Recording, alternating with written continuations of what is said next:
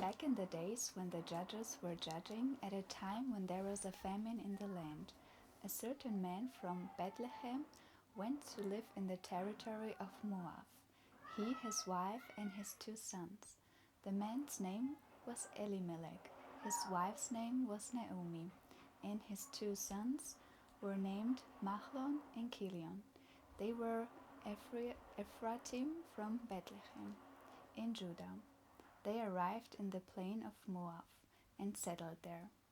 Elimelech, Naomi's husband, died, and she was left, she and her 2 sons. They took wives for themselves from the women of Moab. The name of the one was Orpah, and the name of the other was Ruth.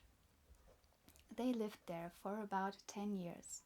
Then Mahlon and Kilion died, both of them, and the 2 women was left, with neither her 2 sons nor her husband. So she prepared to return with her daughters-in-law from the plain of Moab. For in the plain of Moab she had heard how Yahweh had paid attention to his people by giving them food. She left the place where she was with her 2 daughters-in-law and took the road leading back to Judah. Naomi said to her 2 daughters-in-law, "Each of you go back to your mother's house. May Yahweh show grace to you, and you did to those who died, and to me.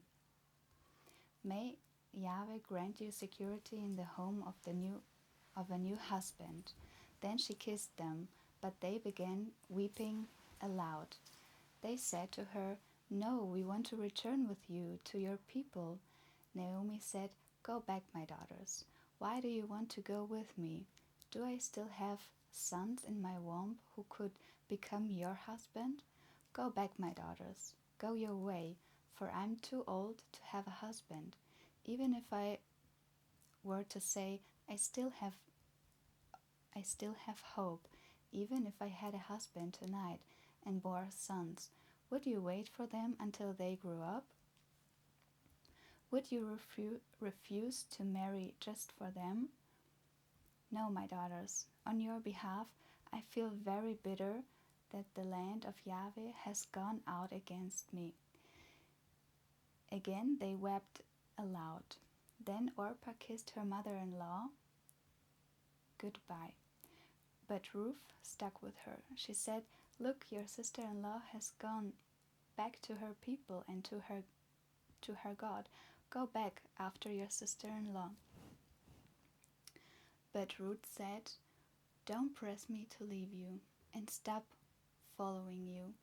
For wherever you go, I will go, and wherever you stay, I will stay. Your people will be my people, and your God will be my God. Where you die, I will die, and there I will be buried. May Yahweh bring terrible curses on me, and worse ones as well, if anything but death separates you and me." When Naomi saw that she was determined to go with her, she said no more to her. So the 2 of them went on until they came to Bethlehem.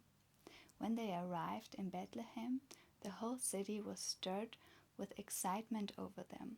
The woman asked, "Can this be Naomi? Don't call me Naomi." She answered them, "Call me Mara, because Shadi has made my life very bitter. I went out full, with Yahweh has brought me back empty. Why call me Naomi? Yahweh has testified against me. Shaddai has afflicted me." This is how Naomi returned, with Ruth, the woman from Moab, her daughter-in-law, accompanying her from the plain of Moab.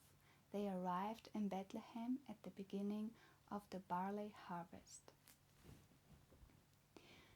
Naomi had a relative on her husband's side, a prominent and wealthy member of Elimelech's clan, whose name was Boaz. Ruth, the woman from Moab, said to Naomi, "Let me go into the field and glean ears of grain behind anyone who will allow me to." She answered her, "Go, my daughter." So she set out, arrived at the field, and gleaned behind the reapers. She happened to be in the part of the field that belonged to Boaz from Elimelech's clan. When Boaz arrived from Bethlehem, he said to the reapers, "Yahweh be with you." And they answered him, "Yahweh bless you." Then Boaz asked his servant supervising the reapers, "Whose girl is this?" The servant supervising the reapers answered, "She's a girl from Moab who returned with Naomi from the plain of Moab." She said, "Please let me glean and gather after falls from the sheaves behind the reapers." So she went and has kept at it from morning until now, except for a little rest in the shelter. Boaz said to Ruth, Did you hear that, my daughter? Don't go to glean in another field. Don't leave this place, but stick here with my working girls. Keep your eyes on whichever field the reapers are working in, and follow the girls. I've ordered the young men not to bother you. Whenever you get thirsty, go and drink from the water jars the young men have filled." She fell on her face, prostrating herself, and said to him, "Why are you showing me such favor? Why are you paying attention to me? After all, I'm only a foreigner." Boaz answered her, "I've heard the whole story. Everything you've done for your mother-in-law since your husband died, including how you left your father and mother and the land you were born in to come to a people about whom you knew nothing beforehand. May Yahweh reward you for what you've done. May you be rewarded in full by Yahweh, the God of Israel, under whose wings you have come for refuge." She said, "My Lord, I hope I continue pleasing you. You have comforted and encouraged me, even though I'm not one of your servants." When mealtime came, Boaz said to her, "Come here, have something to eat, and dip your piece of bread in the vinegar." She sat by the reapers, and they passed her some roasted grain. She ate till she was full, and she had some left over. When she got up to glean, Boaz ordered his young men, "Let her glean even among the sheaves themselves, without making her feel ashamed. In fact, pull some ears of grain out from the sheaves on purpose. Leave them for her to glean, and don't rebuke her." So she gleaned in the field until evening. When she beat out what she had gathered, it came to about a bushel of barley. She picked it up, went back to the city. Her mother-in-law saw what she had gleaned, and Ruth brought out and gave her what she had left over after eating her fill. The mother-in-law asked her, "Where did you glean today? Where were you working? Blessed be the one who took such good care of you." She told her mother-in-law with whom she had been working. She said, "The name of the man with whom I was working today is Boaz." Naomi said to her daughter-in-law, "May he be blessed by Yahweh, who has never stopped showing grace, neither to the living nor to the dead." Naomi also told her, "The man is closely related to us. He is one of our redeeming kinsmen." Ruth, the woman from Moab, said, "Whoever he even said to me, 'Stay close to my young man until you've finished my harvest.'" Naomi said to Ruth, her daughter-in-law, "It's good, my daughter. for you to keep going out with his girls, so that you won't encounter hostility in some other fields. So she stayed close to Boaz's girls to glean until the end of the barley and wheat harvest, and she lived with her mother-in-law. Naomi, her mother-in-law, said to her, "My daughter, I should be seeking security for you, so that things will go well with you. Now there is Boaz, our relative. You were with his girls. He's going to be winnowing barley tonight at the threshing floor. So bathe, anoint yourself, put on your good clothes, and go down to the threshing floor. But don't reveal your presence to the man until he finished eating and drinking. Then, when he lies down, take note of where he's lying. Later, go in, uncover his feet, and lie down. He will tell you what to do." She responded, "I will do everything you tell me." She went down to the threshing floor and did everything as her mother-in-law had instructed her. After Boaz was through eating and drinking and was feeling good, he went to lie down at the end of the pile of grain. She stole in, uncovered his feet, and lay down. In the middle of the night, the man was startled and turned over, and there was a woman lying at his feet. He asked, "Who are you?" And she answered, "I'm your handmaid Ruth. Spread your robe over your handmaid, because you are a redeeming kinsman." He said, "May Yahweh bless you, my daughter. Your latest kindness is even greater than your first, in that you didn't go after the young men, neither the rich ones, nor the poor. And now, my daughter, don't be afraid. I will do for you everything you say, for all the city leaders among my people know that you are a woman of good character. Now it is true that I am a redeeming kinsman, but there is a Redeemer who is a closer relative than I am. Stay tonight. If in the morning he will redeem you, fine, let him redeem you. But if he doesn't want to redeem you, then, as Yahweh lives, I will redeem you. Now lie down until morning." She lay at his feet until morning. Then, before it was light enough that people could recognize each other, she got up, because he said no one should know that the woman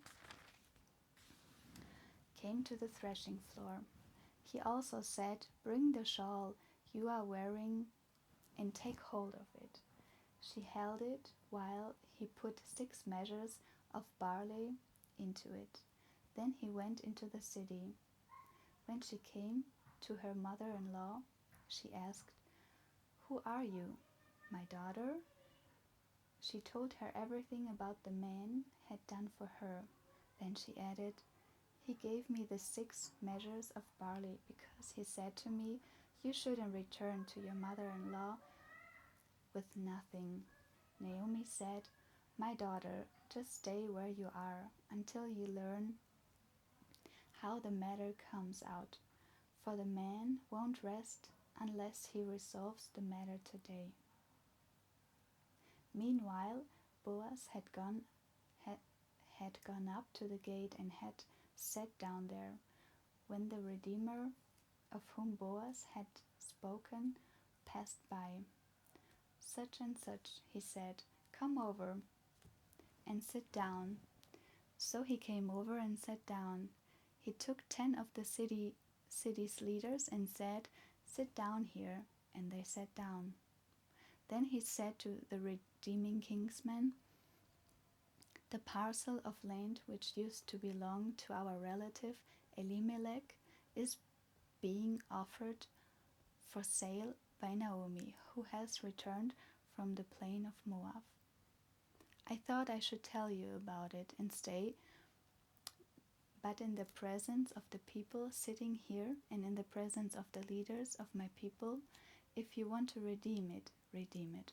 But if it's not to be redeemed, tell me so that I can know, because there is no one else in line to redeem it. And I'm after you, he said. I want to redeem it. Then Boaz asked, the same day you buy the field from Naomi, you must also buy Ruth, the woman of Moab, the wife of the deceased son, in order to raise up in the name of the deceased and heir for his property. The Redeemer said, then I can't redeem it for myself, because I might put my own inheritance at risk. You take my right of redemption on yourself, because I can't redeem it. In the past, this is what was done in Israel to validate all transactions involving redemption and exchange. A man took off his shoe and gave it to the other party. This was the form of attestation in Israel. So the Redeemer said to Boaz, buy it for yourself, and took off his shoes. Boaz addressed the leaders and all the people, you are witnesses today that I am purchasing from Naomi all that belonged to Elimelech, and all that belonged to Chilion and Mashlon.